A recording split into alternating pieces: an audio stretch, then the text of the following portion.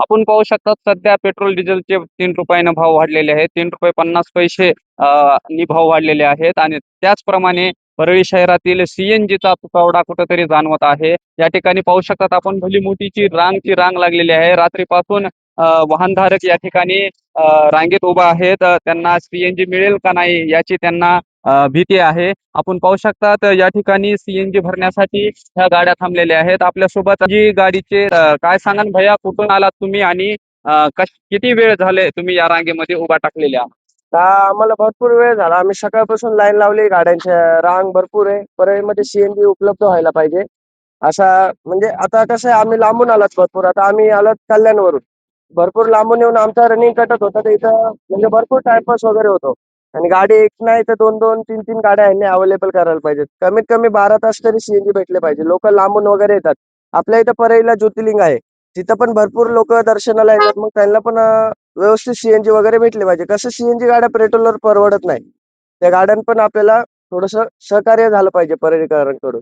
मुंबईपेक्षा या ठिकाणी कमी प्रमाणात सीएनजी आहेत. मुंबईला किती वेळा तुम्ही भरतो दररोज आणि कशी तुमच्या टायमाची बचत होते? आता आमच्या कल्याण डोंबिवली मधला आहे मी. कल्याण डोंबिवलीमध्ये कसं आहे, आम्ही गेलो, आम्हाला कमीत कमी 2 ते 3 गाड्या असतात लाईनीमध्ये. कंटिन्यू सीएनजी भरत चालत असतो आमच्या इथे. एक गाडी गेली, एक गाडी लगेच अवेलेबल होतात. ऑफलाईन, ऑनलाईन पंप आहेत आमच्याकडे दोन्ही पण. जरी ऑफलाईन बंद असला तरी ऑनलाईन चालू असतो, ऑनलाईन बंद असला ऑफलाईन चालू असतो. आम्हाला कमीत कमी 5च मिनिटं लागतात गाडी भरायला. ते पण फुल प्रेशर असतो आमच्या इथे सीएनजी गाड्यांना भरायला. एकीकडे डिझेल आणि पेट्रोलचे भाव वाढलेत, त्यामुळे सीएनजी वाढवली पाहिजे का या ठिकाणी? नाही, नाही. सीएनजी वाढण्याचं आपल्या त्याबद्दल आपण काही बोलू शकत नाही. सरकारची जे आहे ते आहे. पण कसं आहे, तुम्ही अवेलेबल करा. फक्त अवेलेबल करा. भाव जरी वाढले ₹1-2 तरी भाव तर वाढायला नाही पाहिजे. आता कसे, आता फोर व्हीलर वाल्यांची बात वेगळी आहे जरा. ओलावाल्यां पण चालवतात गाडी.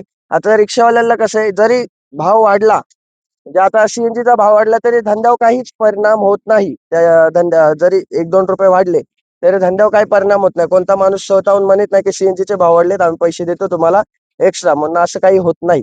आणि मुंबई, पुण्या ठिकाणी असं मीटरवर गाड्या चालतात. आता मीटर वाढलेलं आहे, पण ते सीएनजीचे भाव वाढल्यावर मीटरवर पण भाव वाढायला पाहिजे असं आम्हाला वाटतं. काय सांगाल किती वाजल्यापासून तुम्ही रांगेत उभा आहात? पहाटे 5:30 वाजल्यापासून रांगेत उभा आहे. तब्बल 9:30-10 वाजले तरी आतापर्यंत सीएनजी भेटला नाही. आणखीन 1 तासभर लागेल असं पंप चालकाचं म्हणणं आहे. तर इथं पंपाची एकच पंप आहे आणि दुसरा बायो सीएनजी असल्यामुळे तो पंप कोणी सीएनजी भरत नाही. तरी पंप चालकांनी दिवसभराच्या निदान 5-6 तरी गाड्या मागून सर्वांना सीएनजी पूर्तता करावी. आणि परळीत आणखीन 2 ते 3 पंप होणं खूप गरजेचं आहे.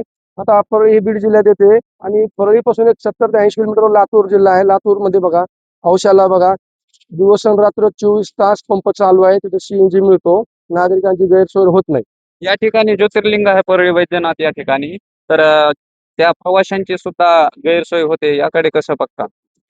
प्रवाशांची गैरसोय होतात कारण भारत देशातून महाराष्ट्रातून सर्व पंचम ज्योतिर्लिंग सर्व वचनात असल्यामुळे बाहेर राज्यातून पण लोक इथे येतात आणि त्यांना जर सीएनजी जर असा जर वेळेला न मिळाला, त्यांची गैरसोय होऊन जाते आणि त्यांना पर्यायी पेट्रोल टाकावं लागतं. आणि पेट्रोलचे वाढते भाव म्हणल्यावर ग्राहकांना परवडत नाही ते. त्याच्यामुळे सीएनजी जास्त प्रमाणात गाड्या वाढवून द्याव्या.